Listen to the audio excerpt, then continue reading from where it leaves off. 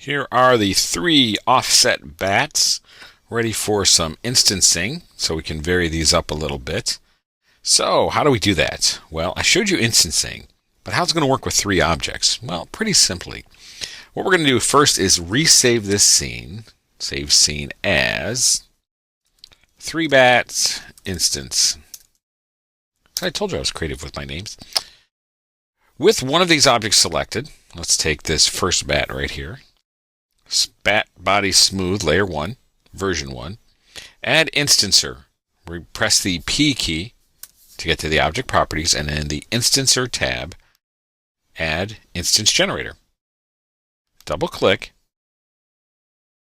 and then in the instance generator, add object. Now we can see that there's multiple objects in here, all the ones that are in layout. So we're going to add the bat body smooth layer. Then we're going to add object again. Smooth layer 1, number 2. And we're going to do it again. Smooth layer 1, number 3. Okay, so we had 3 bodies. We just added all of them to the instancing. You don't have to open the properties for each particular object. Just need the instancer because it's working with the scene. It's not necessarily working with each individual object. The type we were doing was a rectangular array. And now you can see all 3 of those are changing and instancing. But you can also see that there's various color for each too. And the software is smart enough to say, okay, well, that's that object, that's that, and that's that. So let's go ahead and adjust these a little bit, kind of like we did with our cubes. First thing is visibility. Let's make them all shaded solid. Very nice. Give it a second because there's a lot more geometry to work with in here now. And let's rewind this, make sure we're at frame 0 as we're setting this up.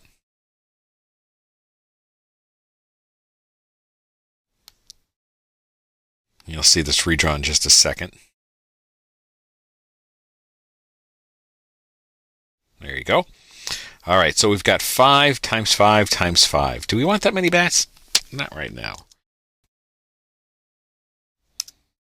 Now let's put 3 for the back. Okay. Now let's play with the spacing a little bit. Earlier we'd done about 10 meters. I'm going to go maybe 6 on the X, really spread them out. And maybe we do have to go a little farther this time because we have to keep in consideration that wingspan, but we are also going to bring them up on the Y so that they don't quite cross into each other. And then we can offset that a little bit too. And let's do maybe 16. All right. I went a little too fast there and I pressed the tab key. 16. And then let's go back here to our perspective view. There we go. So I have a really nice spread of bats there. And as we start kind of working through our timeline, just press the right arrow a couple times, you can see that that little variation we did with 3 different flocks actually starts giving them some randomization. Now we only did 3. You could do a little bit more than that and then clone a little less, clone a little more, so that you have that many different variations. And perhaps we'll add just maybe like this. Let's take number 3, which is selected, and we'll just move it back a bit like this. Just kind of mix it up a little. Something like that. So let's see what we can do with the offsets. So let's take the Y offset and maybe do 6 and see what happens. And let's do about 8 on the Z. And all I'm doing is just offsetting this instancing randomization. It's exactly like I showed you earlier with the cube. And you can very easily just come in here and adjust these. Rotation. I'm not too worried about rotation. We have a random, a uniform, and a target item. A target item, if we put that in there, let's say we had a null object or some other objects in the scene, it would just point to that camera.